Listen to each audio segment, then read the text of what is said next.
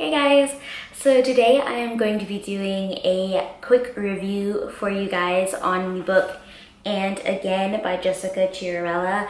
And I got through this book probably I was reading it during August and finished it early September, and I just had to review this book because I thought it was so amazing and I don't hear a lot about it on BookTube. So I figured I'd give it a review and let you know some of my thoughts. First of all, I'll go into a little detail about what the story is about. So basically, this story follows 4 people. There's a politician who had a brain tumor. There's an artist who had lung cancer. There is a married young woman who was paralyzed from the neck down, and a young actress who had HIV. So you have these 4 characters who are getting basically a second chance at life. There is a new medical discovery where they can import all your memories into a new clone of your body that does not have the disease or an ailment that you had in your previous body. Each chapter follows the perspective of one of the 4 candidates for this trial run, I guess. And they all kind of start up waking up in their new body, and it's this pristine, unmarred, unscarred body. And it's obviously different than what they were before because, the artist, she was a painter. She had she had dyed her hair, she, straightened it, and now it was back to this curly mess that she had kind of been avoiding. And so they're all kind of going through the process of what it means to be reborn and get the chance to start over. And so they all are looking to kind of restart their lives fresh and new, but it ends up kind of becoming this messy thing that doesn't really reflect what their dreams were for this new start. So again, I felt like the writing in this book was spectacular. The way she describes things is so amazing, and it was just so beautifully written, and it felt very real. Well, I would say that if you're looking for something more about the process of how this works, this is not the book. It's very little is talked about how they get this clone and how their memories are inputted into the clone's body. So that's not really the big issue of the story. The issue is more about what happens after the fact. Like, how do you go on living your life when you're the same person, but not really the same person? The story was really great. It just felt so real, like this could actually be happening right now. It wasn't a predictable storyline at all. Like, I was engaged throughout the entire story, and I really didn't know what to expect for the end.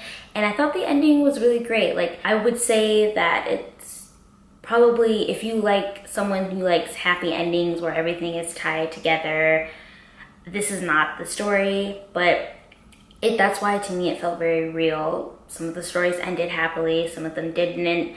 It's just the way that she kind of describes the human condition, and I just thought it was amazing. This book is often described or compared to Station 11, which is very, I guess, similar. I haven't actually read Station 11, so I don't know, but if you've read Station 11 and loved it, I think this would be a great book.